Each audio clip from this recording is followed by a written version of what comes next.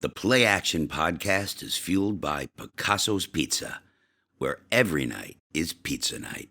The Bills took care of business and got a ton of help across the league on Christmas weekend. We take stock of the AFC playoff race. We'll look ahead to the final two games of the regular season and share what we're watching for down that stretch. Bill Belichick comes to town for maybe the last time as Patriots coach. We discuss what the Bills need to do to avoid a repeat of the upset that they suffered in Foxborough from October. The PlayAction Podcast starts now. The Bills have catapulted back into the playoff picture after just a few weeks ago we were talking about all the things that went wrong and why they might not be making the playoffs at all.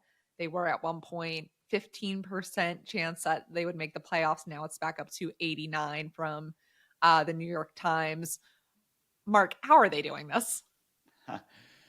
Yeah, I mean, not just might miss the playoffs. I mean, pretty much everybody wrote them off. I mean, obviously, acknowledging they still had a slim chance after that loss to Denver. That was the lowest of the low point in the season to date, barring a loss this week to New England. So I mean, it's just been it has been a crazy season. I mean, you think of their best performances, blowing out Miami and Dallas, and really outplaying Philadelphia on the road by 100 yards. And then you look at their low points, the opener against the Jets, the loss to New England, and the loss to Denver. It's wild swings. I mean, I guess the lesson is, don't bet your money you can't afford to lose on NFL games. But yes, so they're at 89%. And everything went right. Almost virtually it could not have had a much better weekend last weekend in terms of games helping them. So the optimal scenario, obviously, is they win out, beat New England and Miami. Miami loses to Baltimore this week and then loses to the Bills. And that is the Bills can claim the number 2 seed. That would be amazing for the Bills, especially considering the 15% odds. The Bills, if they lose, if they beat New England, they have to beat New England. If they beat New England, lose to Miami, they still, they can clinch the playoffs this week by beating New England, and Pittsburgh loses or ties at Seattle, and Seattle is the favorite in that game, and Cincinnati loses or ties against Kansas City, and Kansas City is the favorite in that game. So they're, if the expected things happen, the Bills will clinch a playoff spot this weekend. Of course, it's been an unpredictable season. Right. And at this point, they still need help from a few other teams just to clinch it this week. There are other scenarios, too, that are much longer where they can clinch it. But that's, like you said, the most straightforward way. But yeah, a huge swing just from, talking about now how they could clinch this week. They could possibly get the number 2 versus, when we were discussing whether or not they would even make the playoffs. Obviously, they've changed some things with the team there. Joe Brady, a notable change since the Denver game, who's revitalized this offense a little bit. It didn't look, they did not look their best against the Chargers, their most recent game. That was, I would say, they won. However, they didn't look great, especially from the jump in all 3 phases. Well, I mean, that's the story of the season, too. The Bills' losses, turnovers. It's been the killer. And you lose the turnover battle 3-0. That alone, in 2022, last season, teams that lost the turnover battle by 3-0 or more were 2-37. I mean, it's amazing they won that game. It took some great Josh Allen play to win that game. Of course, he did contribute with the interception deep over the middle. That's one of those. Diggs had a step. It could have been a touchdown, but throwing cross body over the middle deep is not, what you should do. Anyway, they overcame long odds to rally to win. And really, at this point, a win is a win. And like we said, it's hard to, even with Dallas had looked awesome 5 weeks in a row. What were the odds they were going to come to Buffalo and play their A-plus game a 6 week in a row? I'm not saying taking anything away from the Bills win, but it just doesn't work that way. And the Bills play their A-plus game against Dallas. What are the odds they're going to play 2 A-plus games in a row? It didn't happen. So I will throw out one scenario here that so I will make the point that give Sean McDermott credit. The switch from Ken Dorsey to Joe Brady has worked out about as good as the Bills could have dreamed. One negative scenario I'll throw out there. Bills beat New England, but Baltimore beats Miami, which Bills want to happen. But if Baltimore beats Miami, they clinch the home field. Then if Pittsburgh goes to Seattle and upsets Seattle the last week, Pittsburgh plays Baltimore. Baltimore will have nothing to play for. Bills would lose a tiebreaker to Pittsburgh. Now, the playoff machine still says in that scenario, Pittsburgh beats Baltimore, Bills lose to Miami. Bills still have a 73% chance to make the playoffs there, but that would be a bad case scenario. So the Bills really, really, really would like Seattle to take care of business and beat Pittsburgh this week. The Bills improved to 9-6 with their win in Los Angeles over the Chargers. Katherine, what are a few key things you're looking to watch for out of this Bills team coming off that victory? So down the stretch, these last 2 games, I'm curious to see who gets a couple more sacks. I think it's so fun to talk to the guys on this defensive line.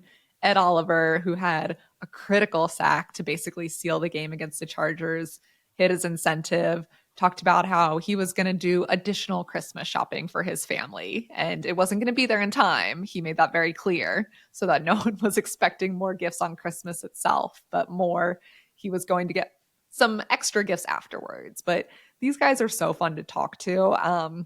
Leonard Floyd, too, you just kind of know when you talk to him about his sacks, he's closing in on a second incentive. It's if he hits 12, I believe, off the top of my head. But I think just kind of seeing who still tallies a couple sacks down the stretch is something I'm curious to see, just who they're able to mix in with this defensive line. Daquan Jones still could be back. It seems like it's trending that way. And that would be huge if the Bills are able to get him for, headed into the playoffs. Yeah, no doubt. I mean, I think Daquan Jones and Linval Joseph together on that defensive line really would feel great. Obviously, they wouldn't probably play together at the same time too often, but it makes you feel great about the Bills' stoutness in the middle. Ed Oliver, you bring him up. I mean, he was great. Again, props to Brandon Beane for giving him a big extension after coming off of Ed was good last year, but not great. 2.5 sacks. And Ed has been great this year. And it was really big because the Bills did not do anything against the Chargers' offensive tackles. The Chargers have an elite pass protection left tackle in Rashawn Slater, and he was great. Greg Rousseau didn't do anything against him. Von Miller didn't do anything against the tackles. So New England doesn't have as good a tackles as the Chargers by a long shot. They'll be looking to see for the Bills' edge rushers to do a little more damage this week. And then there's the question of Stefon Diggs, who did make some very key catches, but his production, he has not had a 100-yard game in 9 straight now. Yeah, that was something we saw in the second half of last year as well, of just kind of, wondering if Diggs' production was going to get back up to what we saw kind of earlier in the season. And I think there's always a balance there of, he wants the ball, but understands that the offense needs to do what it needs to do. And I think It's never at least my perspective, I don't think he's necessarily frustrated with the offense itself as much as it's just he wants to get involved for the sake of helping the team. And I know that's a really fine line. It almost sounds the same. But I just think if that discussion starts to come up again with his production being a bit down, that's always how I've looked at it, of just, he wants to help, but he gets the bigger picture too. I think they need to force him the ball. You hate to say force it, but you'd like to see him rise up a little more these last two games.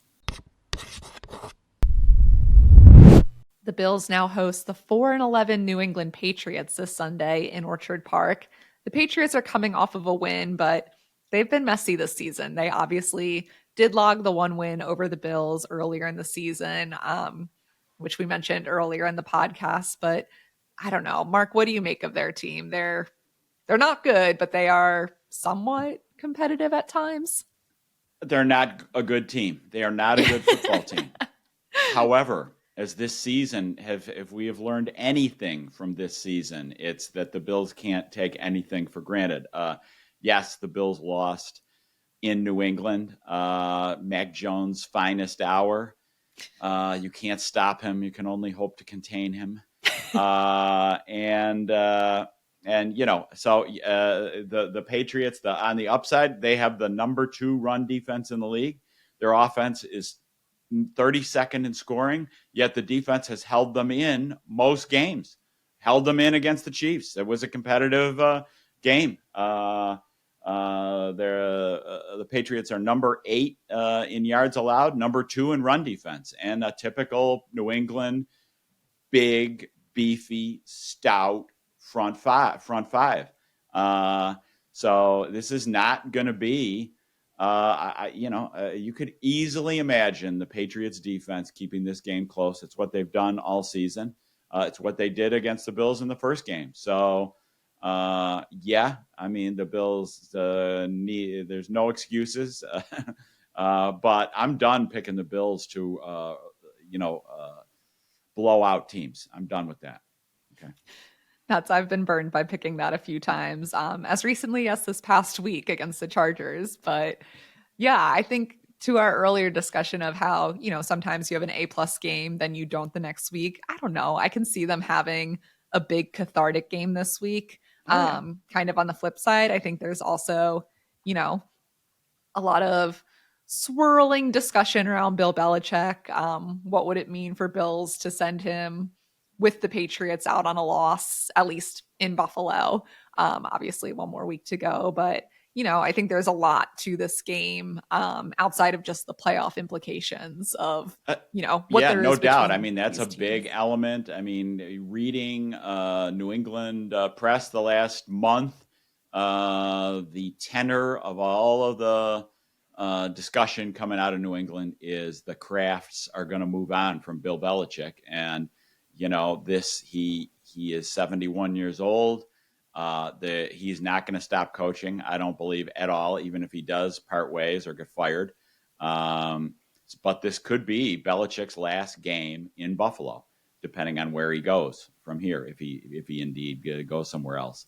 So I'm sure, all Bills Mafia will be good riddance to the hoodie. The Sean McDermott is 6-2 in his last 8 against Belichick. Good for McDermott, and that includes the cathartic hang it in the Louvre playoff win over the Patriots and the end of the 2021 season. But that doesn't begin to even the score of Belichick over the Bills. Now, of course, a lot of that is Tom Brady. Brady with the Patriots was 32-3 against the Bills. So anyway, it would be, yes, but I think Buffalo fans would like to see one more spanking of Belichick. But like I said, this is the number 2 run defense in the league. The Bills are not gonna, if the Bills, do their gift wrapping of turnovers thing, this is going to be a nail biter. So if the Bills take care of business, they should control Bailey Zappi, the pride of Western Kentucky.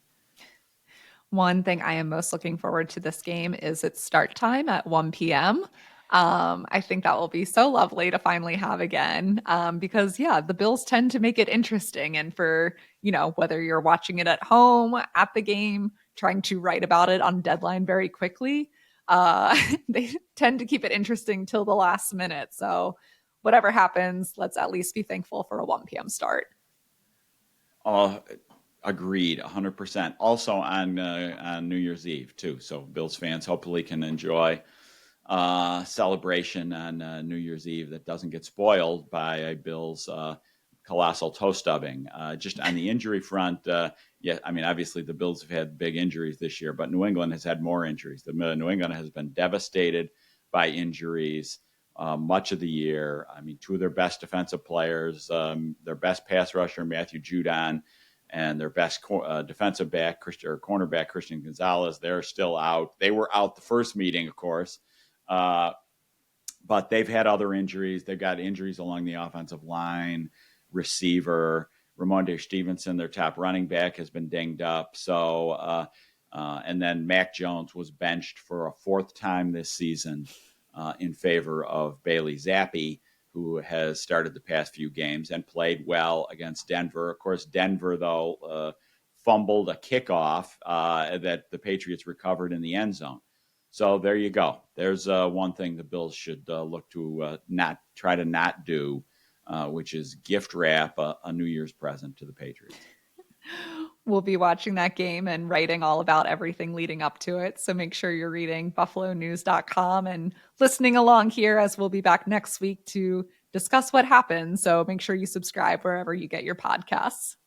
Treat your team to the most flavorful pizza on game day at Picasso's Pizza. 4 great Western New York locations: Williamsville, West Seneca, Lancaster, and Blaisdell. Picasso's. We are Buffalo's Pizza since 1980. Order online today at picassospizza.net.